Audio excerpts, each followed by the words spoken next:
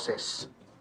Ito pong abuse ay ang pag-convert ng proseso into a mini trial. Bakit namin nasabi ito? Ang proseso po ay streamlined.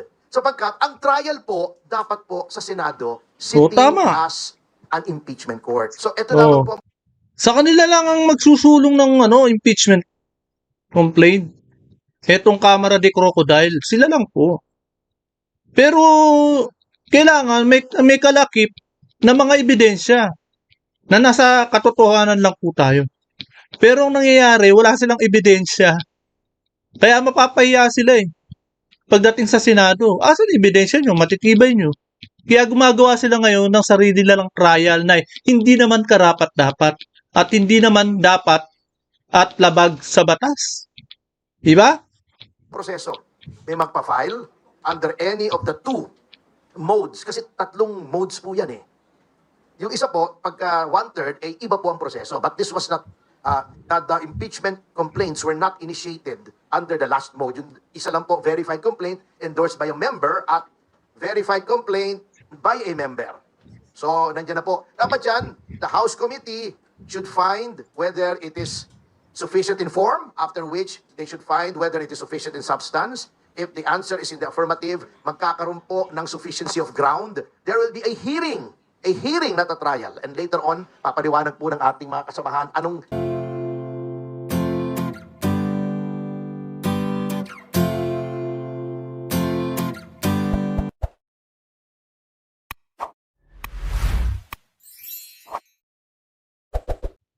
Ayan po mga kababayan at mga kapadspress.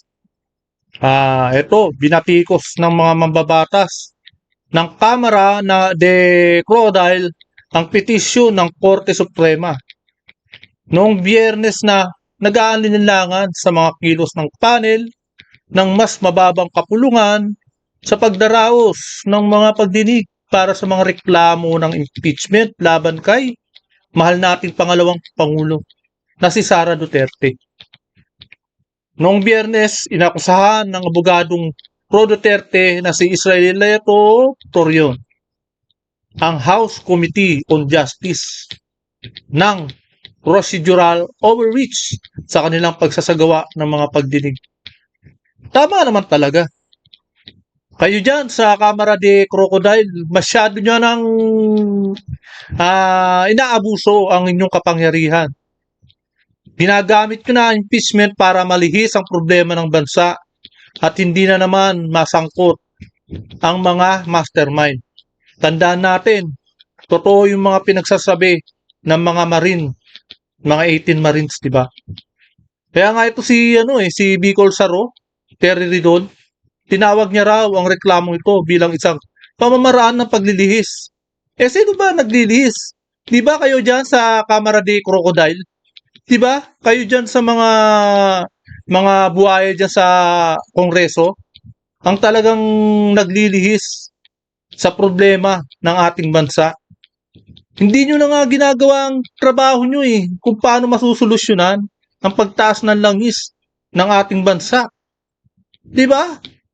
Kaya sabi mo, ang petisyon ito ay malinaw na pamamaraan ng paglilihis na idininesenyo upang ilihis ang pansin mula sa mga isinagawang paglilitis sa impeachment laban sa pangalawang Pangulo. Ito sabi ni Ridon.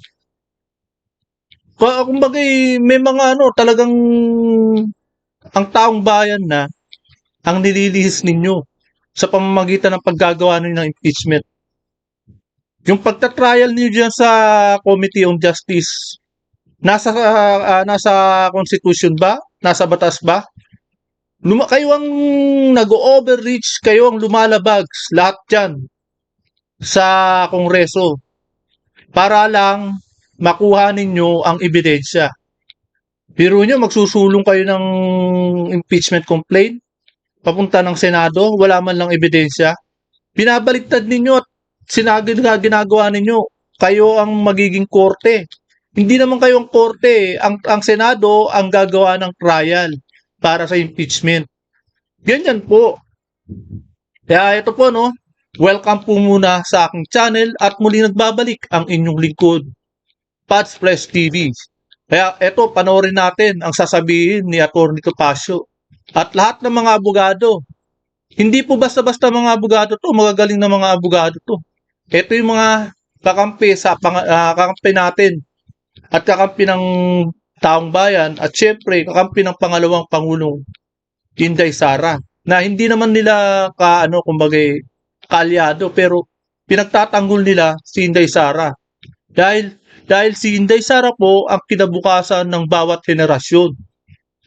Siya po yung gustong-gusto ng mga kabataan, ng mga Gen Z dahil nasa kanya nakasalalay ang kinabukasan ng mga taga Gen Z. Lahat ng mga bagong henerasyon. Yan po. Kaya ito po, panoorin po muna natin ang video ito na pagsasalita ni Attorney Topacio. Muli sa inyo sa pagdalo ninyo dito sa ating payak na press conference na ipinatawag po ng Partido Demokratiko Pilipino upang ihayag ang aming saloobin tungkol po sa nangyayaring proseso leading to the possible impeachment of Vice President Sara Duterte. Bagamat si Pangalawang Pangulong Sara Duterte ay hindi po kaanib ng Partido Demokratiko Pilipino. Hindi sila kaanib. Isang partido na nasa oposisyon na dating majority party at malaki po ang aming involvement sa political life ng ating bansa, ay kailangan magsalita po ako on behalf of the party and on behalf of my boss, Attorney Raul Ambino, who is... Yan po. Napaka-importante na magsalita tayong lahat. Sila yung nagiging represent nila para sa atin. Kung ano yung nararamdaman natin, ire-represent nila at sasabihin nila at magsasalita sila. Yan po. Talagang garapalan na ang ginagawa ng Kamara de Crocodile dyan sa institusyon nila. Ginagawa na nilang pambababoy, gumagawa sila ng sarili na ng rules na pambababoy. Talagang mga mukhang baboy na. Dahil sa mga mali-malitang mga sinusugo sa mga bibig nila. National spokesman of the PDP. Utusan lang po niya ako. At ang amin pong nais ipahayag ngayon sa ating mga kababayan ay ang aming lubos na pagkabahala sa nangyayari po sa ating House of Representatives, particularly the Committee on Justice. Kung saan nakikita po naman natin na wine-weaponize ang proceedings for the impeachment process with the chairman and the vast majority of the members of the House Committee na talagang ito po ay conspiracy na to convert the summary proceedings which are supposed to be summary or abbreviated or truncated, maiksi lamang, into a trial para sirain si Pangalawang Pangulong Sara Duterte. Bakit po nasabi ito ng partido? Unang-una, nakita niyo naman po ang abuse of process.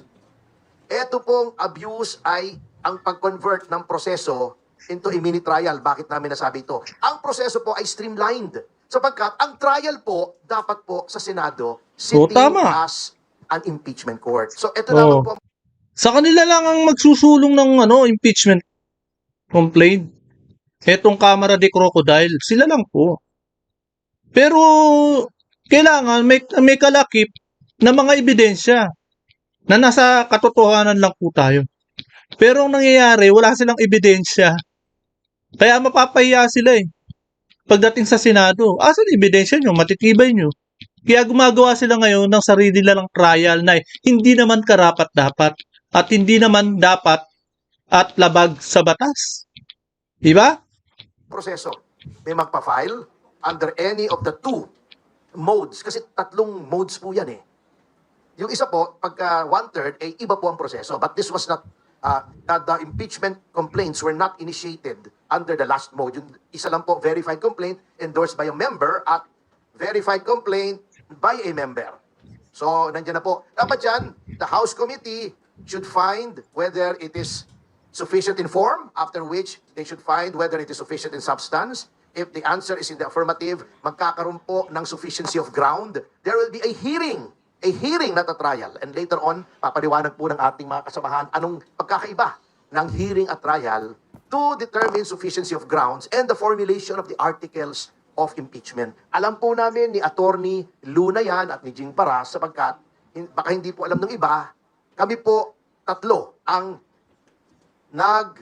successfully impeach kay former COMELEC Chairman Andres Bautista. Oh, yeah. He was successfully impeached dahil yung pong articles ay na-transmit sa Senado. Tama naman talaga. Successful. Dahil tama yung procedure at proceeding na ginawa nila Atty. Topacio laban kay dating COMELEC Bautista. Talagang garapala naman ang ginawa ni Bautista. Talagang binulgar siya ng ng asawa niya, di ba? Tapos nung pagkabulgar, totoo, ayun, tumakas at pumunta na ibang bansa. Hanggang ngayon, hindi makita-kita at mahagilap si Bautista. Nawala naman talaga ng balak bumalik. Dahil kung hindi, pagbabalik pa rito yun, malamang at sa malamang, makukulong, malamang, di ba? At babawiin yung mga pera na ninakaw niya. However, the Senate ruled that the said impeachment has become moot and academic because of his intervening resignation. So, dumaan po kami sa proseso at alam po namin yan. Hindi po nagkakaroon ng ganyang trial sa Ngayon lang naman. Justice. In fact, si Laila de Lima, nagagalit siya noong naging mini trial. Yung impeachment complaint laban kay hindi naman pwedeng sabihin Chief Justice kasi null and void nga against Maria Lourdes Sereno. Yung mga same people na galit noon na naging mini trial daw under then Committee Chairman Ray Umali, naka 18 trials, galit na galit sila. Sila ngayon ang gumagawa ng same. That is the hypocrisy of the present House Committee on Justice, except for Representative Rufus Rodriguez. Di ba? Hindi na talagang kung ano ugali ni Laila de Lima noon. Ngayon, ipinapakita niya pa rin kung gaano siya kasakim, kung gaano siya kabuhaya. Ganyan po, hindi na mapapagkatiwalaan yung mga inano ni Pangulong Duterte noon na pinakulong, na ngayon nakakawala na. Sila naman ngayon ang nagsasaboy ng lagim ng kasamaan.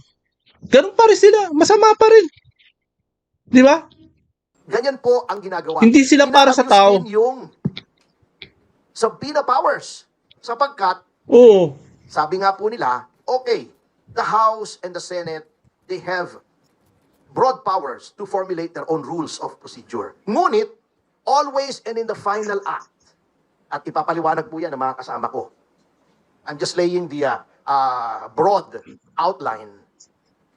Hindi po maaring sumalungat ang power ng either house, the House of the Senate and the House of Representatives, na nag-formulate ng rules na labag sa saligang batas, particularly the due process clause, the right against self-incrimination, and the right to remain silent.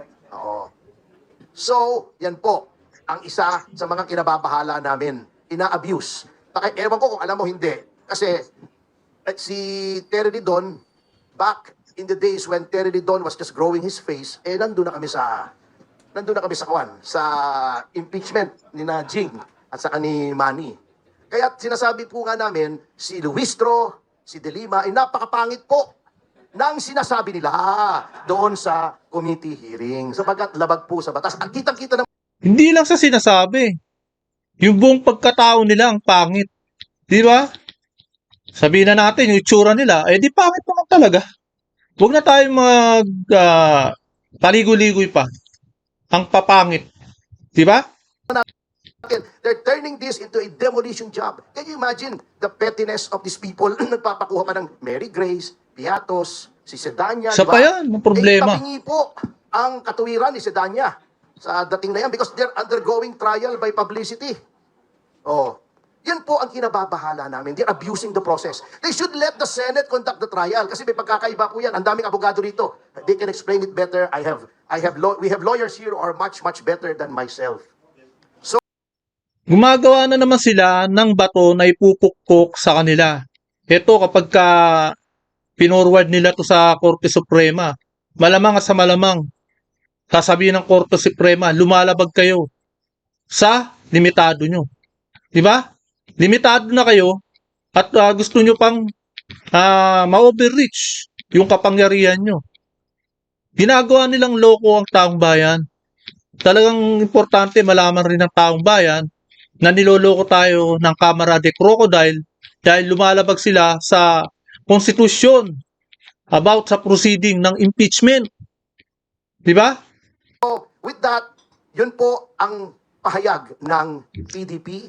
We are alarmed, we are bothered, we are very deeply concerned with the weaponization nitong process sa House na dapat summary lang ginagawa nila. They're converting it into a kangaroo court.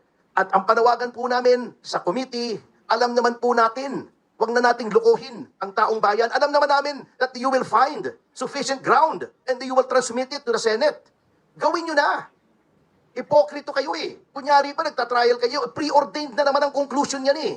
And you're not fooling anyone.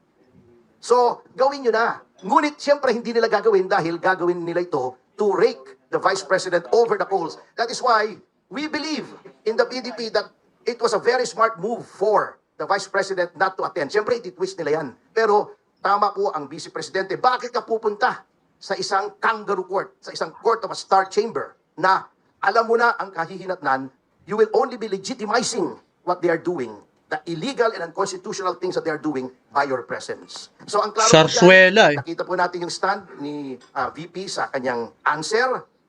Wala pong waiver of rights. Kaya hindi naman pwedeng sabihin muro-muro kasi nagagalit yung mga taga muro-muro talaga. Hindi pwedeng sabihin. Ang talagang dapat sabihin dyan, sarsuela. Talagang laro-laro lang. Game the play na pangpolitika talaga ang ginagawa ng Kamara de Crocodiles. Ha? At wala pong waiver ng any constitutional objections that there may be down the road. Maraming salamat po. And now I turn you over to my more capable brethren in the profession. Ayan, si Magandang umaga po. Attorney Bondo. Gusto ko lang tulungan ang ating taong bayan na Na maunawaan ito po no, yung sasabihin niya para malaman talaga ng taong bayan kung ano ang mga pinaggagawa at ibig sabihin sa mga pagpuproceed ng impeachment na talagang niloloko tayo. Papaliwanag niya tayo di Attorney Bundok dito na talagang dapat malaman natin at malaman ng taong bayan. Kaya ito po no, panoorin po natin ang video ito. nangyayari. And I ask the members of the media to help our cause. Meron po akong dalawang konsepto na nais ilatag. Tulungan niyo po kaming ipaunawa sa taong bayan. Dalawa lamang po. Una, yung salitang akin. Ang daming nalilito sa salitang akin, katulad. Pangalawa, yung konsepto na indubio pro reo. When in doubt, rule in favor of the accused. Ulitin ko po, dalawa lang. Yung salitang akin, katulad. Kawangis, pero hindi salamin, ha? Katulad lamang, akin. Pangalawa, Kaparehas. indubio pro reo. Gusto kong maunawaan ng taong bayan yan. Okay. Sa impeachment po, it is a sui generis proceeding. Wala siyang katulad. It is a class of its own. Kaya, tuwing meron pong sinasabi na ang impeachment proceeding sa House ay akin to preliminary investigation, mag-a-apply dyan medyo ang rules of court. Medyo lamang. Pero hindi eksakto. Tama po ba? Okay. Ang mga issue, maiintindihan nyo kaagad kapag inisip nyo yung salitang akin tsaka indubio pro reo. Bakit? Ano yung mga issue? Kahapon, sinabi nila, gusto nila na mag-cross-examine tayo, no? On our side, gustong i-cross-examine yung mga witnesses. Ang sabi po ng House, hindi naman ito criminal prosecution. Walang right to cross-examine. Okay? Pero, hindi po rules of court ang mananaig sa issue na yan. Dahil akin lamang sa preliminary investigation. So when in doubt, kung i-apply natin ang rules of court or hindi, dapat hindi. Ang i-apply natin ay ang konstitusyon. Because this is already akin to a criminal prosecution. Nadje-jeopardize na si Sara eh. Dahil sa susunod yan, diretso na sa ombudsman yan. Tama po ba? Ang masusunod lang po na rules, strictly, ay ang konstitusyon at suppletory lamang ang rules of court. Okay. Gusto naman nila na isabina na yung bank records. Di ba, Kong Jing, gusto na raw nila mag-hold ng mini trial. Kanino po nanggaling yung salita niyan? Sa kanila po sa House. That's what they call a Freudian slip. Gustong-gusto na nilang mag-mini trial. Okay. So sila naman ang gumagamit ng salitang akin. It is Oo. already akin to a mini trial. Ano po ba nakalagay sa Article 11 ng Constitution Section 3, number 6? The Senate has the sole power to try and decide all cases of impeachment. Meaning, hindi naman siya trial. Pero pag akin na siya to a trial, pa mini trial sa kanila yan, no? Ibig sabihin, trial na yan. Bawal Oo. na yan. Wala silang jurisdiction. Wala silang jurisdiction yan. Dahil nga, gumagawa sila ng sarili nilang hakbang na labag naman sa konstitusyon para sa impeachment proceeding. Diba? Kaya nga sinabi ni Torrio na ginagamit ng committee ang mga subpoena upang ayusin ang mga depekto sa mga reklamo. Na pinagtatalunan na kung isang reklamo ay kulang sa nilalaman sa simula. Diba? Ito ay dapat ibasura sa halip na palakasin sa pamamagitan ng isang pangingisda expedition. Wala silang ebidensya.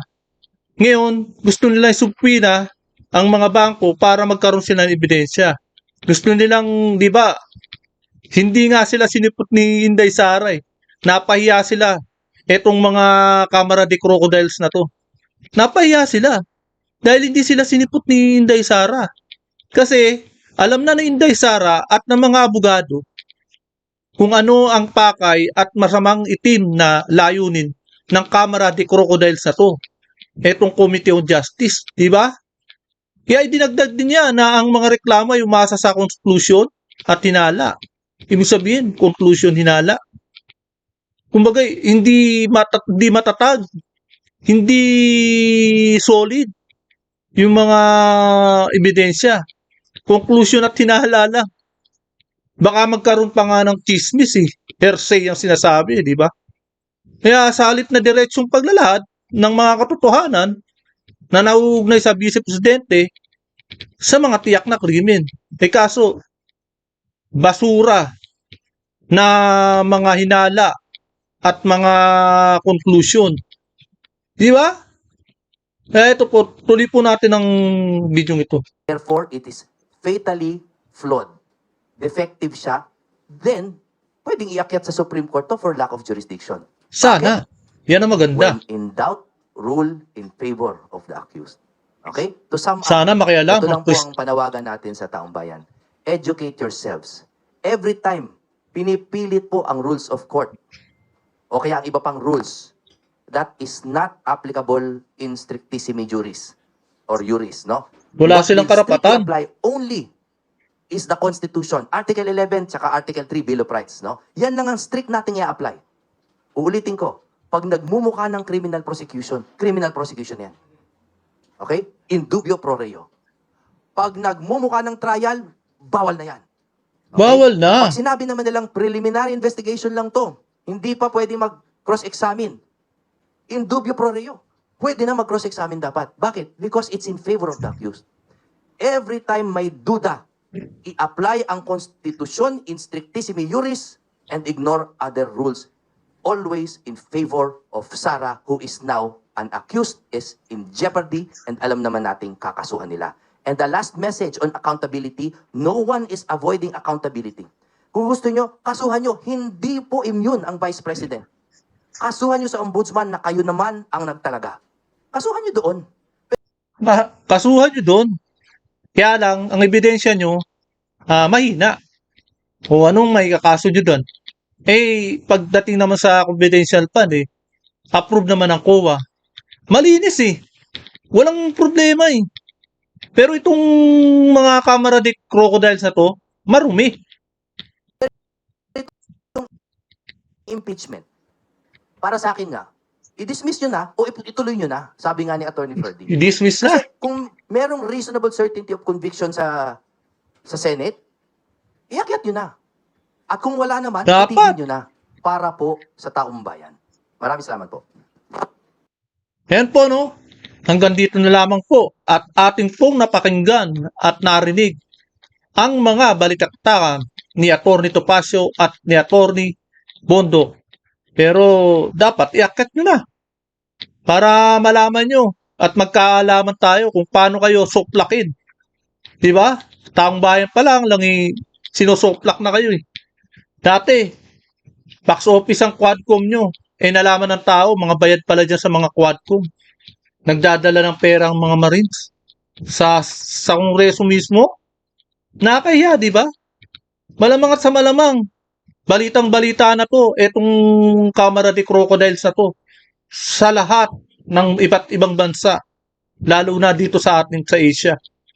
At syempre, tungkol sa performance ng presidente natin, nakahiya tayo kasi alam na rin ng mga ibang bansa kung anong meron performance ang presidente natin.